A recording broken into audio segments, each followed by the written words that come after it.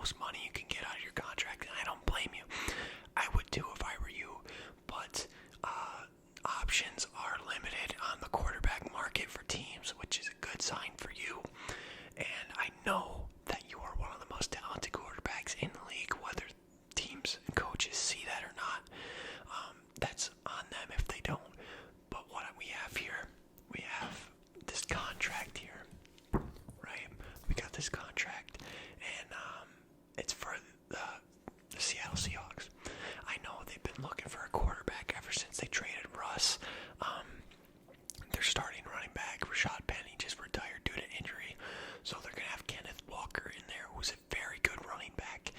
And I know that you wanted to be in a championship-ready team.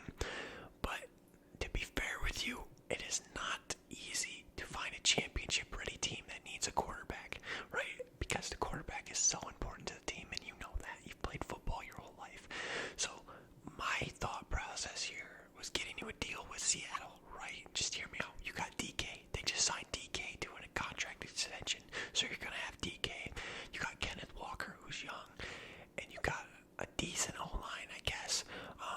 But you're going to be the piece they build around. You, Kenneth Walker, and DK. And then you got Tyler Lockett. They got Noah Fant at tight end. So you have weapons. You have weapons to work with. The defense is okay. I know they lost Bobby Wagner, which sucks. But if they target defense in next year's draft, you guys will be fine. You'll be fine. So going through this contract, right? Let's just open up and read it. I got a 4-year deal, okay? So even if you don't like Seattle, it's 4 years. 4-year deal. You're making $28 million a year. Yeah, let that sink in. $28 million a year. And you're not gonna have to fight anyone for quarterback spot. You got Drew Lock on your team. He's your backup. So it's a 4-year, $28 million a year. I'll let you fill in on here whether you want a no trade clause or not. That's completely up to you. I'm not gonna make that decision for you, obviously. I know that it's tough making the move out to Seattle from the East Coast, but I'm telling you, I've been to Seattle a couple times. Maybe get a place that's like 30 miles away from Seattle, so you're not necessarily in the city. It's a nice place, you know. It's got a perfect vibe to it, like the rainy and the trees and stuff. The rainy vibes is just there, and I think you'll love it. And just I'm saying that because I've known you for so long and stuff like that, and I think you'd enjoy it. And you're getting paid a lot of money. And here's the thing. I know the quarterback market is tight, right? There's not many quarterbacks left on the market. So I think you're getting a really good deal. And what I mean by that is that there's not a lot of teams that need you. Even with your talent, how good you are, you know what I'm saying? There's not a lot of teams who are going to sell their quarterback just to get you. Especially you got people like Joe Burrow, Josh Allen, Justin Herbert, all them people, right? I could see Miami wanting to make a move with Tua and getting you out there in Miami to work with Tyreek, but they are very high on Tua, and Tyreek is very high on Tua, so I don't think that's going to happen. And here's the thing, Seattle needs a quarterback. Seattle's going to not roll with Geno Smith and Drew Lock, okay? They're going to roll with you, and I'm saying, if you decline this contract, right, it's totally up to you. I'm sure there'll be something that will come along. You're too good of a quarterback to just be sitting in free agency. You might end up being someone's backup, and I know that's not what you want. You told me that day one. You said you're never going to be a backup in your career.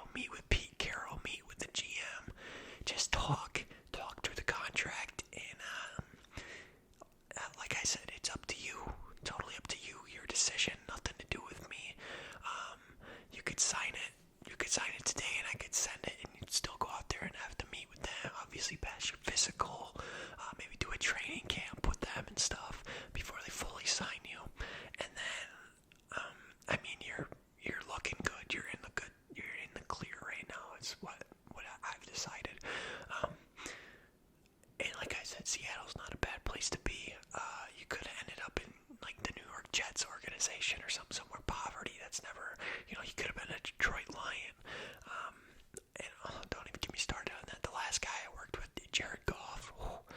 I kind of did him dirty, to be honest with you. That's why he fired me and you hired me. I'm a good agent. Not to toot my own horn, but like, I get stuff done. And here's the thing, with the whole Jared Goff thing, talking about that, there weren't teams that wanted him. Nobody wanted him. But the thing is that the Rams were looking to get rid of Jared Goff for that exact reason. They needed a quarterback that was very skilled and talented, and that's where Matthew Stafford came into play. The Lions were looking to sell. The Rams were looking to buy. It was a match made in heaven. I made the trade go through. I worked out all the little minute details and stuff, and I kind of did it behind Jared Goff's back. I told him he was going somewhere.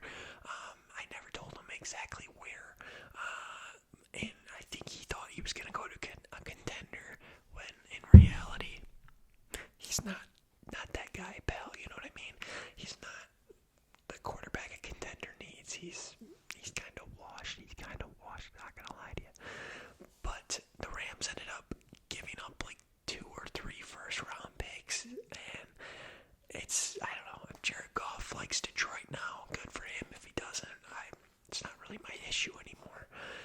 Like I said, I'm with you, and I think getting you out into Seattle is the best thing that could happen.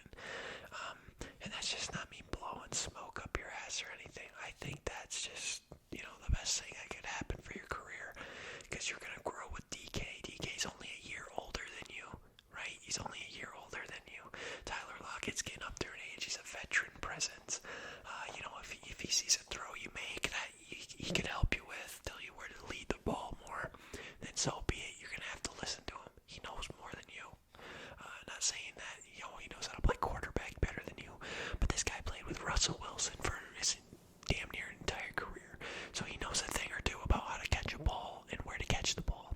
So if he says something, I would just give it a listen. And I don't know. I know the Houston Texans were shopping for you, but like I said, I told them you don't want to go to a poverty franchise. I didn't say it exactly like that. I put it in more of a respectable term, but essentially that's what I said. I said, he doesn't want to go somewhere that's dog water, and they probably would have had to work out some kind of thing with you and Davis Mills in training camp, because I think they already told Davis Mills he's going to be the starter, and outside of Brandon Cooks, I don't think that team has anything, and nothing you would want to be around and stuff, and build around and stuff. But the Seattle Seahawks, they are the future for you. And I've been saying this the whole time. It's not my decision, but I'm saying this contract is very, very, very your-sided. To put it in simple terms, it's geared more for you to be the winner of the deal instead of Seattle. They're only paying $28 million.